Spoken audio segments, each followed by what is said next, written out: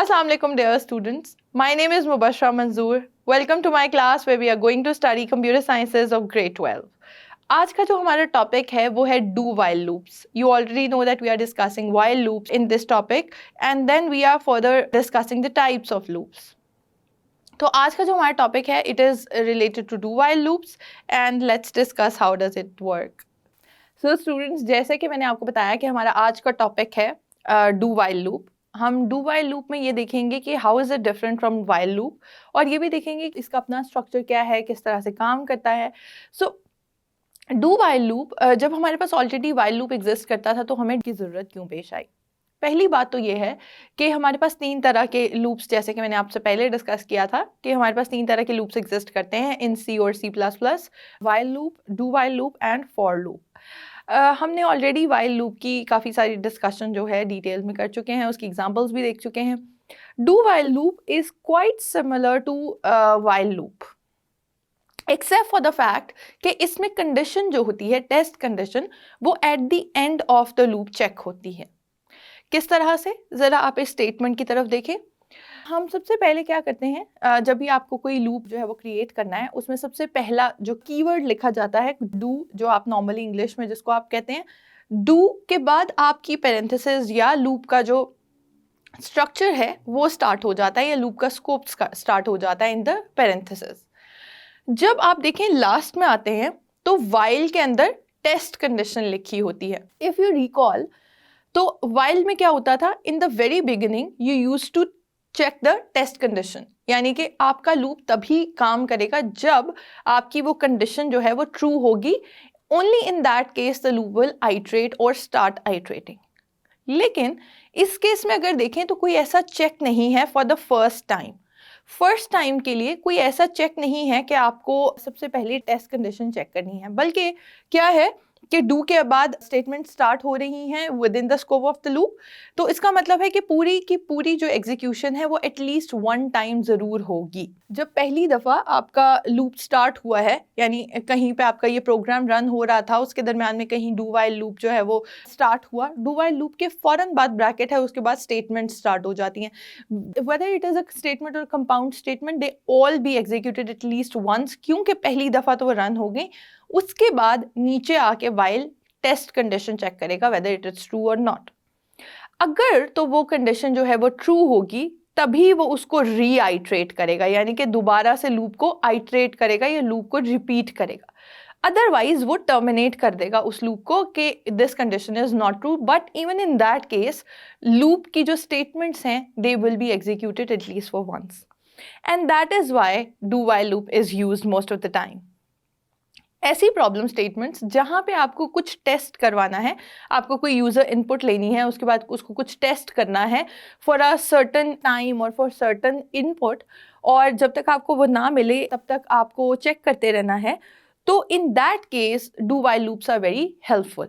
अच्छा, जब हम बात करते हैं कि डू वाइल लूप की, तो डू वाइल लूप में जो तरीका है, जो सिंटैक्स है, that is quite similar to while loop except for the fact कि आपके पास कुछ चेंजेस यहाँ पे अवेलेबल हैं. डू वाइल के केस में हम डू सबसे पहले लिखते हैं, उसके बाद वाइल के अंदर आप टेस्ट कंडीशन लिखते हैं. तीनों रिक्वायरमेंट सेम हैं, यानी initialisation of the variable, which variable, control variable या लूप कंट्रोल वेरिएबल भी हमने उसे कहा था, लूप काउंट वेरिएबल भी कहा था.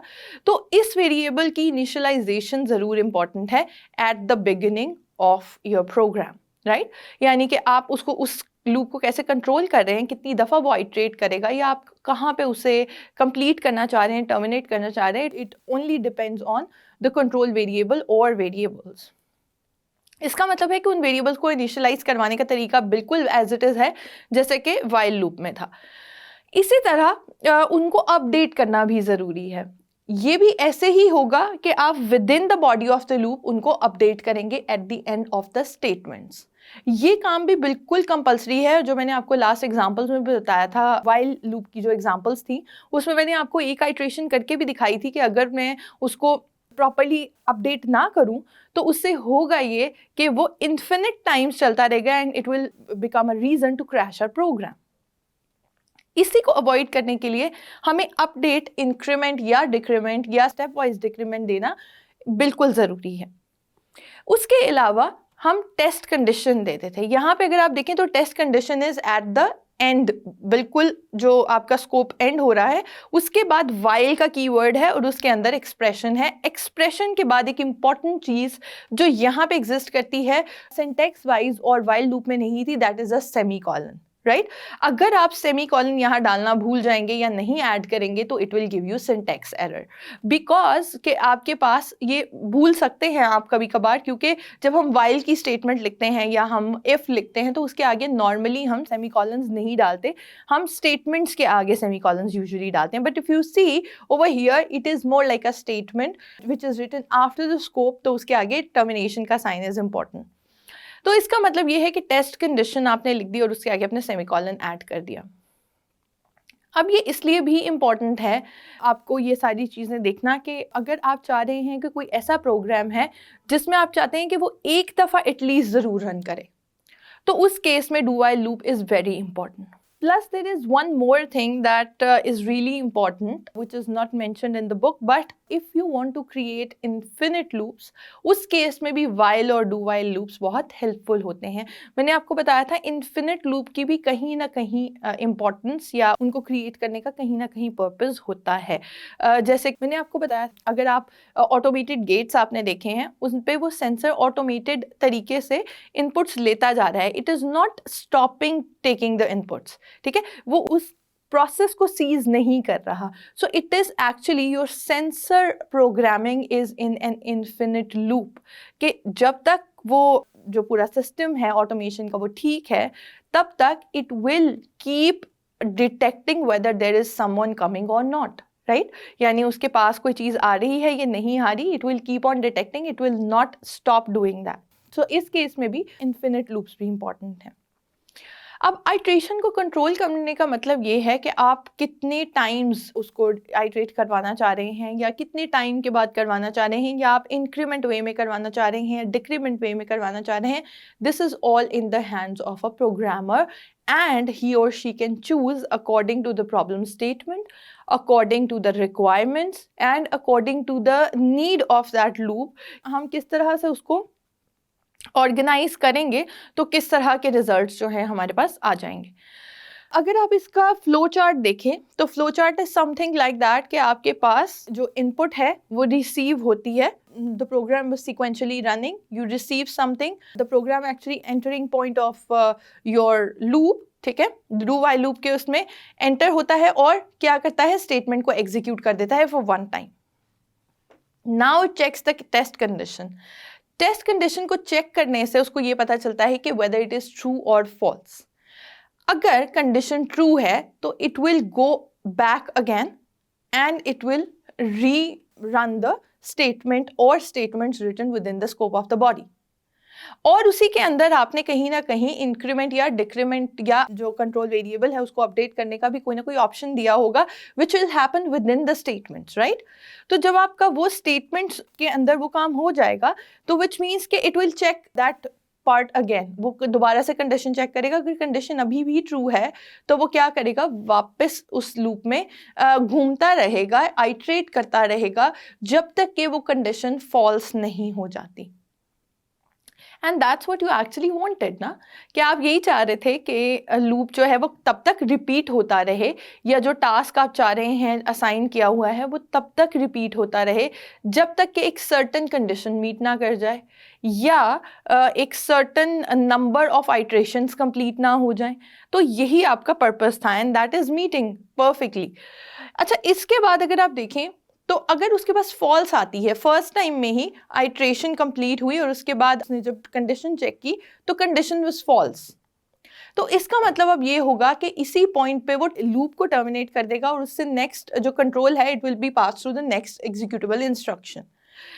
डिपेंडिंग ऑन कि आपके पास नेक्स्ट एग्जीक्यूटेबल इंस्ट्रक्शन है प्रोग्राम में या नहीं है, अदरवाइज अगर नहीं है तो it will terminate the program as well. जब हम कहते हैं कि कंट्रोल ट्रांसफ़र हो गया टू द नेक्स्ट इंस्ट्रक्शन, इसका मतलब ये है कि जो एग्जीक्यूशन रिपीटेड थी, रिपीटेड जो कंट्रोल था वो ब्रेक हो गया साइकिल, और जो आपके पास नॉर्मल सीक्वेंशियल एग्जीक्यूशन थी वो वापस स्टार्ट हो गई। या हो सकता है आपके पास उससे नेक्स्ट जो इंस्ट्रक्शन लिखी हुई है वो कंडीशनल कंट्रोल हो, तो जो भी नेक्स्ट आपके पास जिस टाइप का भी कंट्रोल है वो सीक्वेंशियली जो है वो रन होना शुरू हो जाएगा। लेकिन अगर हम देखें डू वाइल के केस में, तो at least one time that program would be executed or statements would be executed which are written in the scope of the do while loop। ठीक है ना? तो इसका मतलब ये है कि 2-3 चीज़ों का डिफरेंस है यहाँ पर जो अभी हम डिस्कस करते हैं। उससे पहले अगर सेम प्रोग्राम जो हमने वाइल लूप के साथ किया था, ज़रा आप have a look at it, we have done it, the same program is done using do while loop. तो अब देखें तो बहुत माइनर चेंज यहाँ पे आए हैं। हुआ क्या है कि मैंने आपसे कहा था कि काउंट का एक वेरिएबल लें और उसे 1 to 10 जो है वो काउंट करवाएं। अब वाइल के केस में क्या था कि कंडीशन जब चेक होगी, अगर आप स्टार्टिंग में ही काउंट की वैल्यू 11 दे देते हैं फॉर एग्जांपल, तो इसका मतलब है कि वो लूप एक दफ़ा भी रन नहीं होगा। This is making sense, right? अच्छा, आगे अगर हम देखते हैं इस केस में, आप कहते हैं कि काउंट इक्वल टू 1 है और आई से नेक्स्ट जो है आपको कहाँ तक या लूप को कहाँ तक आइट्रेट करवाना है, 10 तक। जब तक 10 ना आए, यानी कि जो आपका काउंट वेरिएबल है लेस देन इक्वल टू 10, तो इसका मतलब है तब तक उस लूप ने चलते जाना है, विच मीन्स कि आपने अगर 1 से स्टार्ट की है वैल्यू तो it will run for 10 times, right? 1 to 10।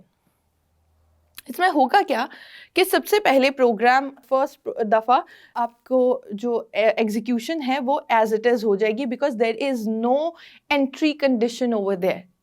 आपने कहा कि एक इवेंट हो रहा था, वहाँ पे एंट्री कंडीशन कोई नहीं है। लेकिन if you have to go for a concert और you have to go for a certain seminar, तो आपको उसके लिए टिकट जो है वो चेक करवानी पड़ेगी, which means if you actually came for that seminar तो आपके लिए टिकट कंपल्सरी है, whether you have a free entry at the gate और नॉट, राइट? तो इसका मतलब है कंडीशन ट्रू होना इन एनी केस ज़रूरी है अगर आप उसे मल्टीपल टाइम्स आइट्रेट करवाना चाह रहे हैं। तो इसका मतलब ये हुआ कि डू के बाद हमने लिखा हुआ है कि काउंट, सिंपल काउंट को अपडेट कर दें, यानी काउंट प्लस प्लस कर दें, और जो भी प्रिंट करवा दें जो भी उसमें वैल्यू है, विच मीन्स फर्स्ट टाइम क्या चीज़ प्रिंट होनी चाहिए, 1। आपने कहा कि प्रिंट करवा दें जो भी काउंट वेरिएबल में पड़ा हुआ है। काउंट वेरिएबल हमने स्टार्ट इनिशियलाइज ही 1 से किया था, विच मीन्स कि आपकी स्क्रीन पे क्या प्रिंट होगा, 1, राइट? उसके बाद आपका जो प्रोग्राम है उसने अपडेट कर दिया उस काउंट को, यानी कि नीचे आप देखें तो the statement is count plus plus, which means कि काउंट अब क्या हो गया है, 2। अभी सेम आइट्रेशन है, सेम आइट्रेशन चल रही है, first iteration of the loop, और आपके पास एंड पे काउंट क्या हो गया है, 2।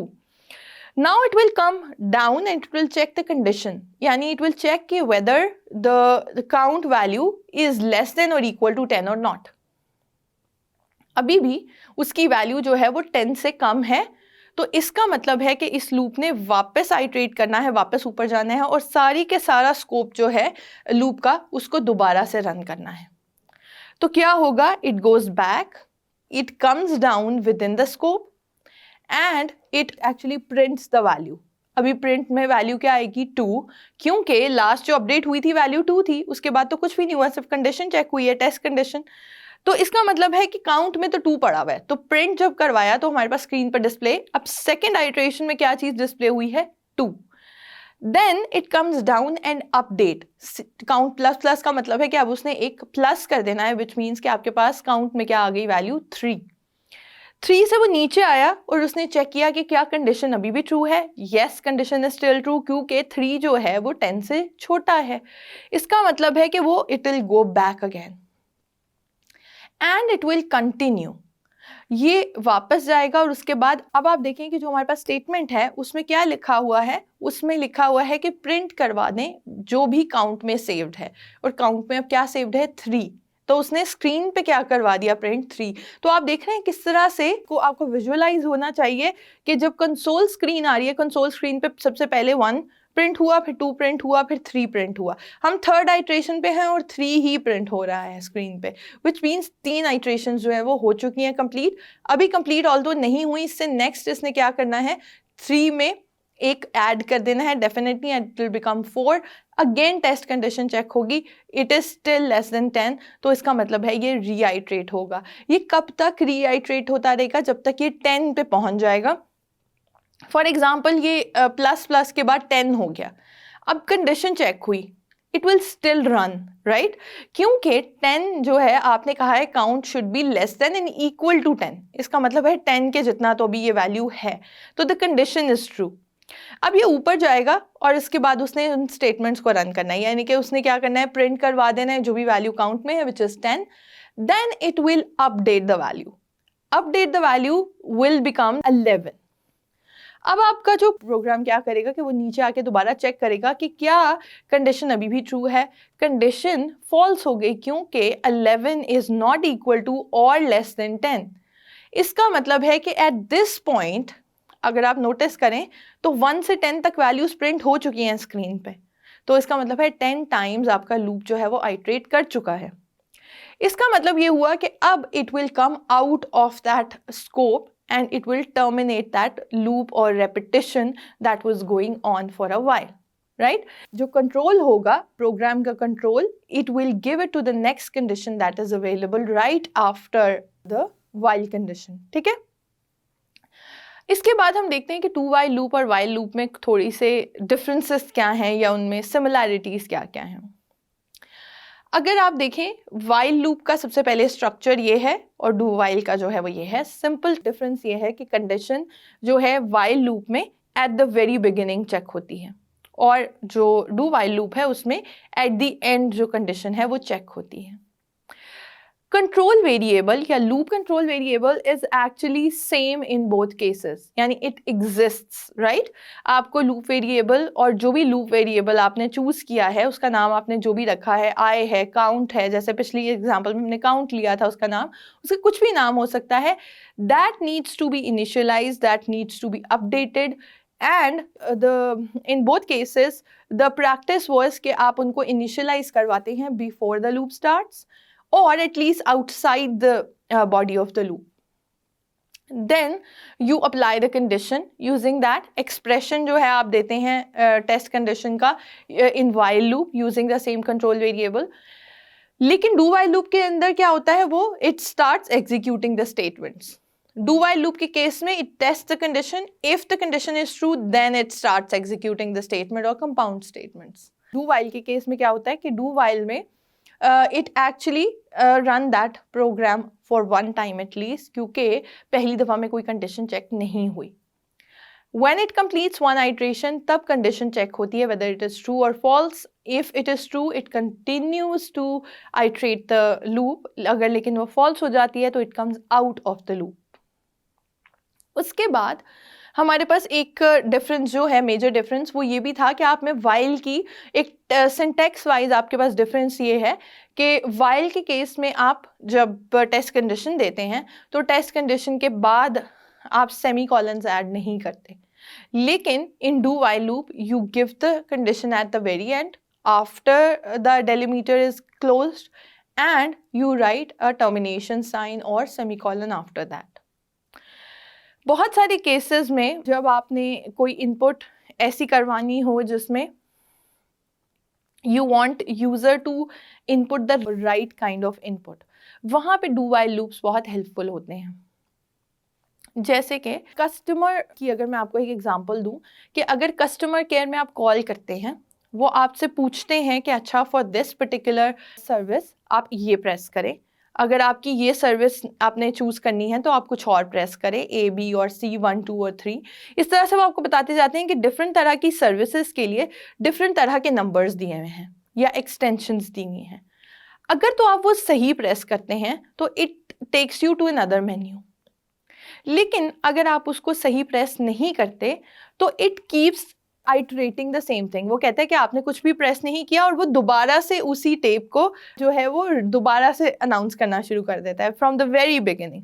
मोस्ट ऑफ द टाइम ऐसा ही होता है, जो आपको कॉल्स आती हैं या आप कस्टमर केयर की कोई कॉल्स देखते हैं जिसमें आप हेल्पलाइन पे कॉल करें, तो it start from the very beginning, it start reiterating कि अच्छा अब ये वाली चीज़ जो है ना, अगर आपको ये करना है, ये सर्विस चाहिए, तो dial this one, if you need this service dial this one. तो इसका मतलब ये है कि there is something which is more like a do while loop, कि जब तक आप वो सही एंट्री प्रेस नहीं करेंगे तब तक वो लूप में आइटरेट करता रहेगा, वो वही चीज़ें आपको रिपीटेडली बताता रहेगा, क्योंकि उसे लग रहा है कि you are not quite there yet. ठीक है ना? तो जब तक आप वो सही नंबर प्रेस नहीं करेंगे या वो सही एक्सटेंशन प्रेस नहीं करेंगे, तब तक उसको अपना रिक्वायर्ड आंसर नहीं मिलेगा, उसको अपनी रिक्वायर्ड इनपुट नहीं मिलेगी, और उसको लगेगा कि you are still not giving the correct input, या आपसे इनपुट नहीं समहाउ ली जा रही। तो अगर आप इस एग्जाम्पल को एज अ होल देखें तो it is something that can be done by using do while loop. हम नेक्स्ट क्लास में इसकी कुछ एग्जांपल्स भी देखेंगे कि हम किस तरह से हैंड्स ऑन प्रैक्टिस कर सकते हैं यूजिंग डू वाइल लूप्स, और हम कुछ लाइव प्रोग्राम्स जो है करके देखेंगे जिस तरह से हम पहले भी करते हैं। So dear students, I hope आज का लेक्चर आपको समझ में आ गया होगा। हमने डिस्कस किया कि वाइल लूप क्या होते हैं, हमने ये भी डिस्कस किया कि how are while loops different than do while loops, और हमने ये भी डिस्कस किया है कि आप किस किस तरह से डिफरेंट वेरिएशंस और एप्लीकेशंस में इनको यूज़ कर सकते हैं। सो अंटिल नेक्स्ट क्लास, अल्लाह हाफिज़।